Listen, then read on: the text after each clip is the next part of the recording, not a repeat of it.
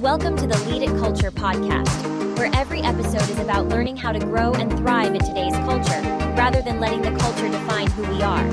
Here are your hosts, Kenny Mason and Edgar Ruiz. Hey guys, what's up? We are here again with Lead It Culture. My name is Kenny. This is the awesome Edgar. Edgar, how's it going, bro? Yeah, it's going well. It's going well. It's been an awesome week. Awesome week. And I got to shout this man out because he just came back from a service trip, serving the community, doing his thing.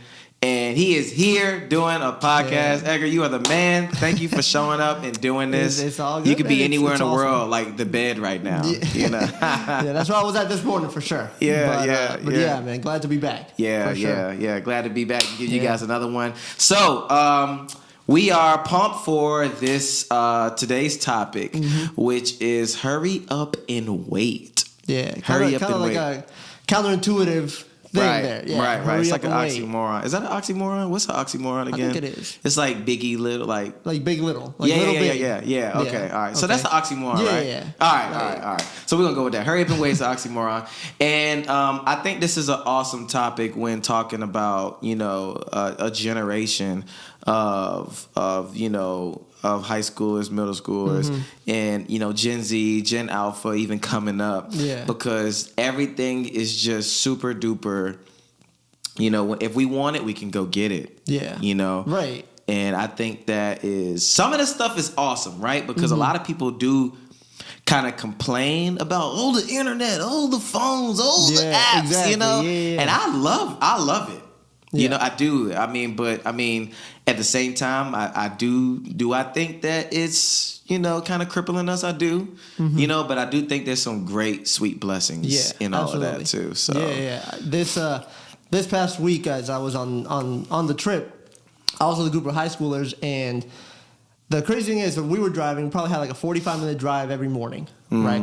And on the way there, I had a rule, no phones allowed throughout the whole day. You have phones in the morning. When we leave, phones off. Yeah. Phones actually stayed where we were at. Yeah. And then you can use your phones at night when we come back. I hadn't realized how often we rely on our phones to get information until I was talking to these high schoolers, and a question would pop up. I was like, I would say, because I had my phone, but I was using it for a GPS. Yeah. And I would tell them, just look it up on your phone. They can't, yeah. But the cool thing was that then that just inspired more and more conversation. Yeah. Whereas normally if we look on our phones to find the answer, right, we're getting the answer's sidetracked. there and it's done. The conversation ends. Yeah, for sure. Or you have to move on to a different topic, whereas this kind of... it carried it on for more and more time. Right. Which I think was a blessing in disguise of not having our phones. True. when I think about waiting, I'm going back to my childhood right now, okay? Yeah. Because I remember watching my favorite cartoon growing up. What was your favorite cartoon? Dragon Ball Z. Okay. Let's go. Okay, I can't agree, but okay. That's to each his own. This is mine. It is. And Gohan's the best character. Okay. Okay. So everybody's gonna say Goku, but anyway, when the episode would go off, it would end like this. It would say, "Is Gohan gonna do this? Right. Is Vegeta gonna do this? Yeah. Are they gonna let Frieza stop them?" Yeah. Tune in to next episode of Dragon Ball Z. And I was like, oh my God, like I'm not gonna find out until tomorrow. Next episode, they would take another 20 minutes to drag on the answer. I know, and I did not want to wait, but that was the waiting that I had to go through. But the waiting that my kids have to go through is like waiting, like we listen to a lot of Bluetooth, in the car, there's no CDs. We don't listen to the radio a lot. I'm like, playing stuff off my phone. Yeah. So we listen to the radio, and the kids say, "Can we turn this song?" And I'm like, guys, we gotta wait, and they don't want to wait for like a 3-minute song. To end, So it's just so crazy. I think we've always had to wait for something in each generation. Yeah. In each time period, there's always something that you got to wait for. So I want to ask you this question, Edgar. What is the solution to a generation that is growing up in a time where you can get everything instantly? Like, what do you think the solution is to that? Yeah, I think it's discipline. I think it's because like you said, everything's so accessible now. Yeah. Like on our phones, we can find any answer that we want to almost any question that we have. Yeah. A lot of social media apps, even you have YouTube, Instagram, TikTok, that all videos are about a minute long, if that. Some can be 15, 20 seconds long. Yeah. Like the attention span is going down exponentially. Mm-hmm. And so I think it's just trying to find that discipline of you need to be able to say, okay, no, I'm gonna put my phone down for an hour. I'm gonna not even think about it. I'm gonna do something like reading a book, something where you can't really, if you want an answer, you can get the answer later, but you're not gonna know the information. That's good. Yeah. It's having that discipline, setting up those boundaries to be able to say no.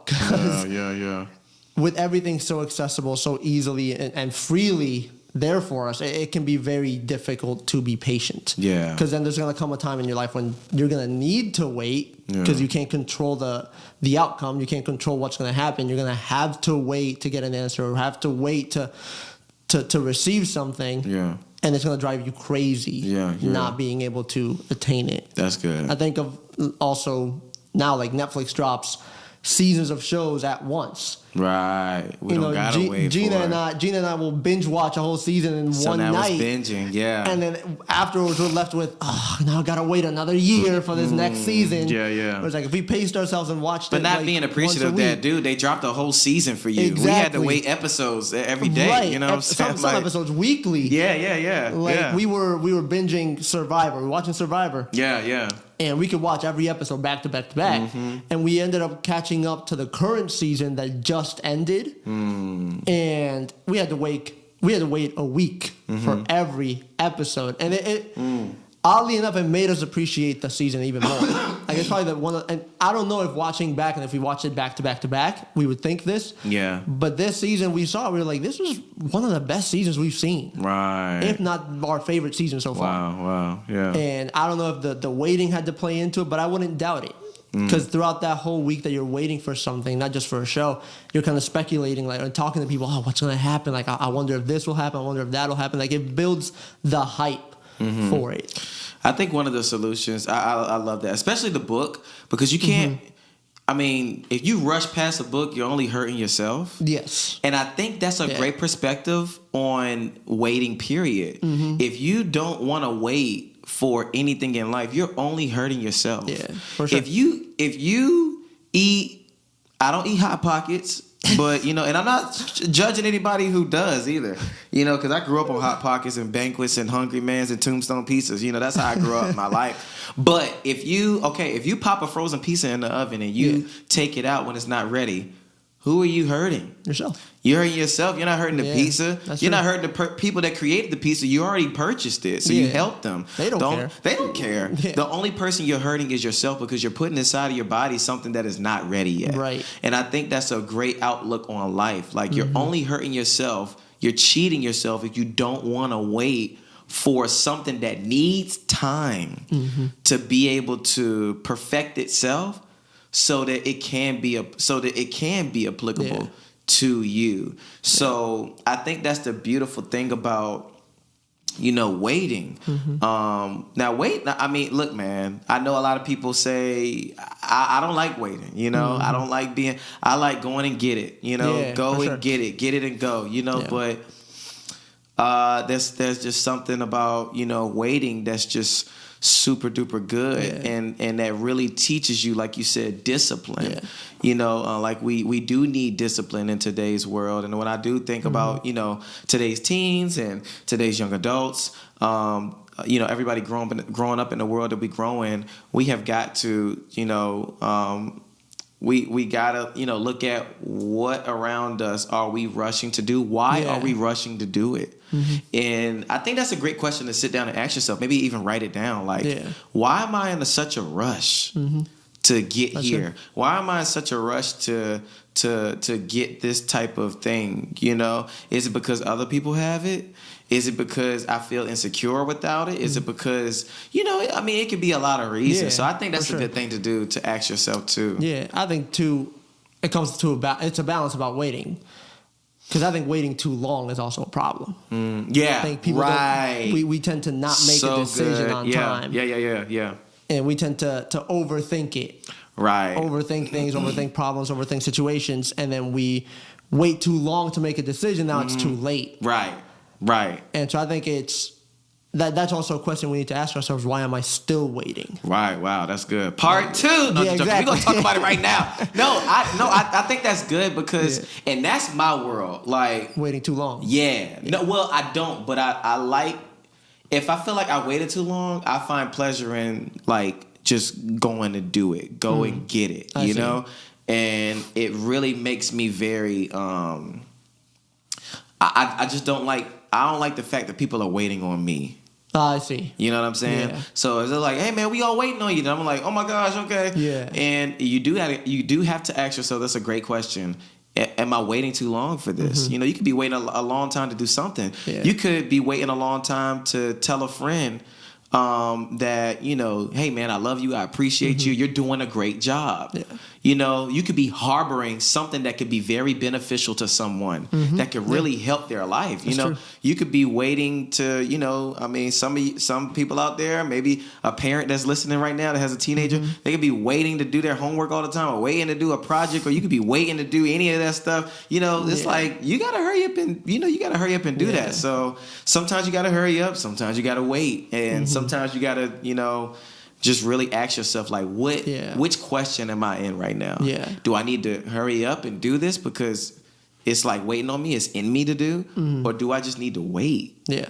You know, so I think that's good. There's a why on both sides. There's a why am I trying to rush this? You know, am I being impatient? Do I just want to know, or is there a reason why I should be rushing this? Yeah. But then on the other hand, it's why am I waiting too long? Am I scared to act on this? Am I scared to do this? Do I have my doubts, or is there an actual reason for waiting longer? And I think that there's a balance, and like you said, it teaches us discipline. Yeah. Just being disciplined on being comfortable in the waiting. Right, yeah. And I think waiting isn't just sitting around and waiting. Like, there's action behind the waiting. That's so good, yeah. Like, we have to still be active and intentional on everything that we're doing while we're waiting to receive a certain answer from something. That's good. And it's like, what are you doing in the waiting? Yeah. Like, because you can't be a lazy waiter. You know, I love that. And I mean, there was just so much that, you know, when you are waiting, you just got to get stronger. Yeah, exactly. So that when you do go into that specific area, you know, you are more knowledgeable. Yeah. You know, I think about when you submit a college application, right? And you submit like several college applications. Yeah. You know, you're waiting for like 4 of them, 5 of them. You're going crazy. You know, like, oh my God, I just want to hear back. You have no choice but to wait. You know, so some things in life is just like, you know, we can't rush the process. Yeah. It's impossible to rush the process, you know, and sometimes you can Google your way into it. Like, how can I submit? How can I look up, can I call the college and say, hey, I'm just checking on the status of my application. Want to see if y'all got it or not. You know, it's just some things that you just cannot, you know, get around of. You have to wait, you know, and in that waiting, like you said, Edgar, get stronger, you know, get wiser. What can I do to, you know, what can I do to kind of like keep my mind busy that I'm not stayed on this, you know, maybe I need to move to another project. Maybe I need to do something else, or, you know, so I think that's super good too. Yeah. So, being active in the waiting, going back to the college reference and making those phone calls. Like, I think, you know, if they give you a deadline, like, you'll know by this date. Yeah. And then that date comes and you haven't heard anything. Don't sit around and just keep waiting. Like, no, on that day, like, call. Make sure you're being active in it. And follow up. Because at that point, you do have something that you can be doing to find out the answer. So that's kind of like an image of being active while you're waiting. Yeah, and that's why I love deadlines, because if you give me a deadline and I don't see a response from that deadline, then because I already have a problem waiting. Yeah. So If I see the deadline and I've got no call or no nothing or whatever, I'm like, oh yeah, now's my time. Now I can call, I can do it. It's kind of like a dog off the leash. Just like, go get him, you know. And I'm like, you know. But I don't know. That is very true. And then that switches from I'm waiting to now I need to be active and go do it. And that's just when I'm hurrying up and following up on my end. Yeah. You know, and doing my due diligence and saying, hey, I'm just following up and doing this or whatever that looks like, you know, in that world. So I just think that's super good too. Yeah. I think personally I tend to procrastinate. To just leave things to the end, and I can work well under pressure. But I tend to use that as an excuse to, no, I can leave it to the end because I work well under pressure. It's like, no, if I can do this now, I don't need to leave it for the end, and I won't feel so pressured and stressed. Yeah. So let me ask you this: when you first get it, like, what goes through your mind? You're like, oh, I got time, or do you like work on it a little bit and then you like follow like? So now I've completely changed everything because I realized that. Now I give myself due dates. Right. I want to at least start on this by this date, and if I start on it and work on it, I will put another due date where it's like, all right, I want to be halfway done with this by this date, and if I'm not, I need to get on it. So putting anything on my to-do list now, I have a date right next to it. Where it's like, I have a due date for myself. If I have a due date for someone else, that due date will probably be about 2 weeks in advance to give myself some leeway if I need it. And that has helped me, going back to that initial word, be more disciplined with the little things that I need to get done. Right. But what about you? I am big time. I love administrative work. Okay, I hate it. I really do, because I mean that's just me. I love deadlines, and I give a deadline to everything. Everything has a deadline to me, because if it doesn't, then it's gonna be harder for me to get it done. Yeah, it can get lost too. Yeah. I do procrastinate sometimes. And I did go to college, and I mean, there is that pressure, you know, point in college. It's like your professor tells you it's due in 2 weeks, and you're like, nah, I got 2 weeks. I got 2 weeks. I'm good. Yeah. You just told me I got at least a week off. I know, right. But dude, everybody on that second, I remember doing papers in college. And there was a computer lab. Yeah. Dude, the night that it was due, everybody was in the lab, bro. Everybody was in the lab trying to get it done. And we're all then you scrambling. Can't find the space to do it. Oh, my God. Right. So now you got to go to a space with weaker Wi-Fi. Yeah. You know, it's just like, oh, my God. You know, but nothing is good in procrastinating. Yeah, but that's me. I like to attack it immediately because I look at it like an image thing. I like for people to think like if I give Kenny something, he's gonna get it done. But then I struggle with that also because I can't be perfect. You know, I'm human. I have a life. I have other obligations. I have a family. I have, you know, I got different things going on. So I'm like, you know, I'm gonna get this done as soon as I can, but I'm not gonna beat myself up if it doesn't get done immediately. Yeah. And that's the grace that I'm learning to have on myself to not try to be perfect, but to still get it done. But I try to do that because I have a history of being a procrastinator. Like, that's how I was. That was my world. So me trying to get better, I'm just like, okay, you know, like, let me thug it out. Let me do it. Let me get this done.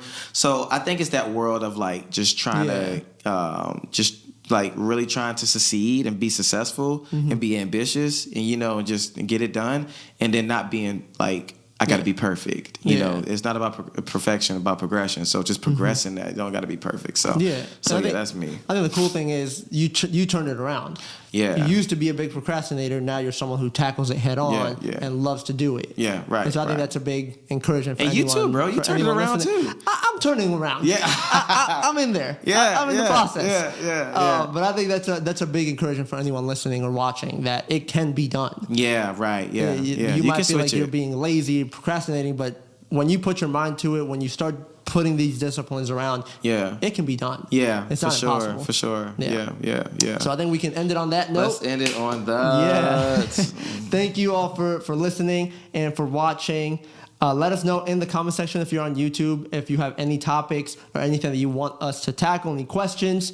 If you are listening on YouTube, make sure you like, subscribe so you don't miss out on any future podcasts. Make sure you click the bell icon so you get that notification. If you're on Spotify or Apple Podcasts, make sure you follow us and like so you don't miss out on any future content that we put out. Thank y'all. We love y'all, and we will see y'all on the next one. Love you guys. See ya.